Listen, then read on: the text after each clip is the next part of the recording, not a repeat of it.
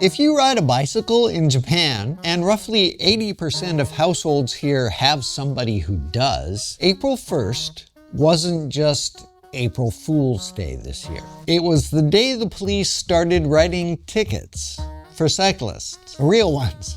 Real tickets.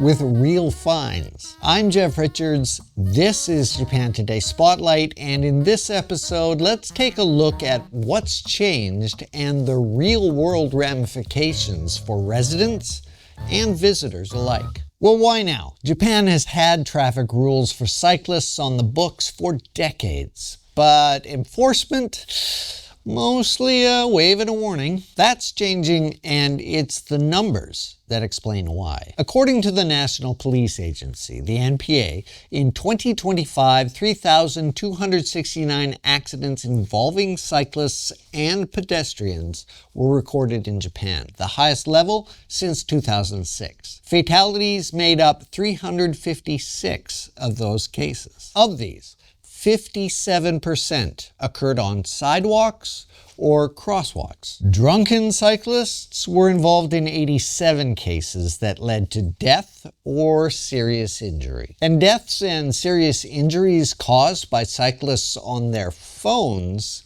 hit a record high in 2025. So the government decided that a warning wasn't enough anymore. Japan already uses what's called a blue ticket system for car and motorcycle drivers, on-the-spot fines for minor infractions that let you settle the matter by paying a fine without going through a criminal process. As of April 1st, cyclists were added to that system too. Under the new rules, police can issue a blue ticket on the spot to any cyclist age 16 or over, residents, expats, tourists, everybody, for any of 113 covered infractions. The fine schedule looks something like this. If you're using your iPhone, 12,000 yen. If you run a red light, you'll get fined 6,000 yen. There's others riding against traffic or riding with an umbrella. If you get ticketed, you have 8 days to pay, and you can pay at a bank or a post office, or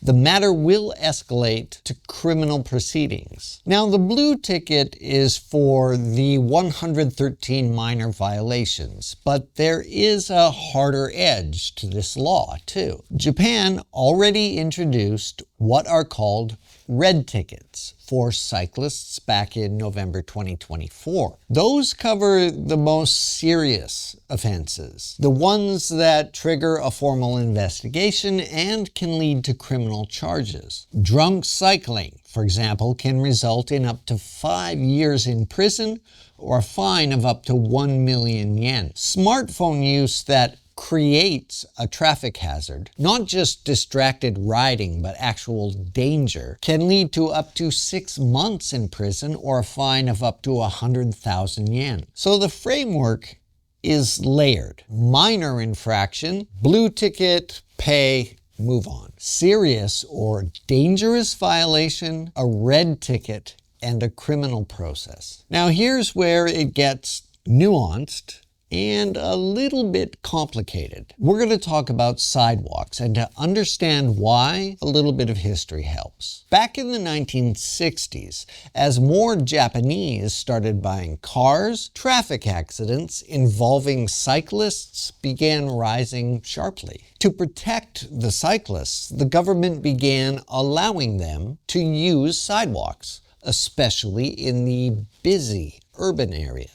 That decision stuck. Fast forward to today, and bicycles in Japan are legally classified as light vehicles. Under the Road Traffic Act, cyclists are required to ride on the road. But those sidewalk exceptions, well, they never went away. You can still ride on a sidewalk legally if there's a blue road sign explicitly permitting it. If you're under the age of 13, over 70, or you have a physical disability, that counts too. Or if conditions make it unsafe to ride on the road, if there's heavy traffic, construction, or parked vehicles blocking the left lane. Here's the key word though, dangerous, because that's entirely up to a police officer's discretion. Riding on a sidewalk itself is not automatically a ticketable offense, but it can be. Police have said enforcement will focus on reckless behavior,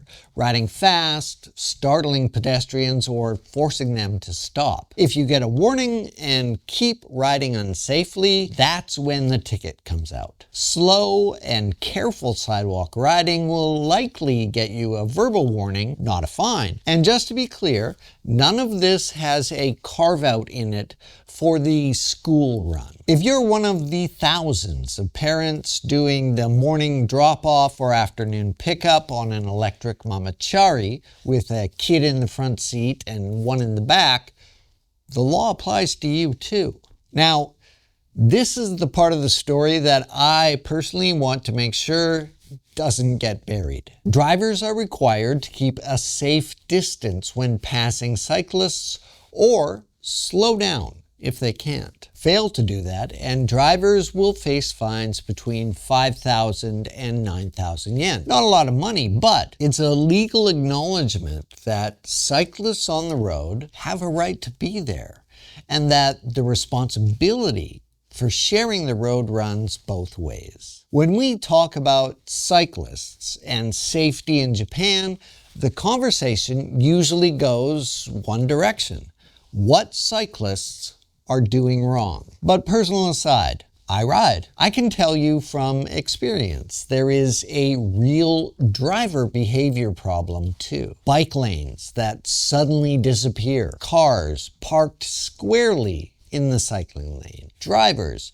who pass so close you can feel the mirror go by. And the numbers back this up too. An NPA survey in 2023 found that 42% of accidents involving cars and bicycles were caused by the driver. The NPA says enforcement will target genuinely dangerous behavior. Not every grandmother rolling slowly past the konbini. But there are already signs of the practical challenge. For example, Tokyo Metropolitan Police have reported incidents where officers called out to cyclists who were wearing earphones. They had to physically wave them down. Police say they've repeatedly tried to explain to cyclists that earphones don't just risk a fine. They mean you can't hear the sirens of fire trucks and ambulances, or worse, a warning before something goes terribly wrong. The new rules make sense on paper, but will it change behavior? Judging from our Japan Today reader comments, they're pretty skeptical